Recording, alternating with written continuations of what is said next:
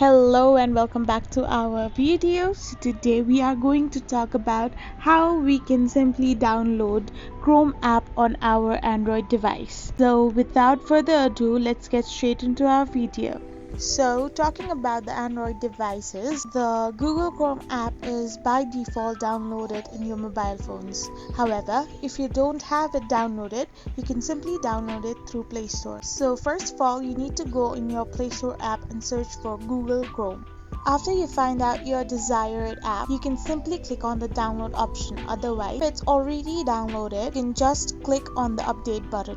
When you click on the download option or the update option, the Google Chrome app will start to be downloaded and later get installed in your device. Now, all you need to do is to click on that open option and you're all set with your Google Chrome app. I hope this video was really helpful to you all. And don't forget to subscribe to our channel and do give us a thumbs up. See you in our next video.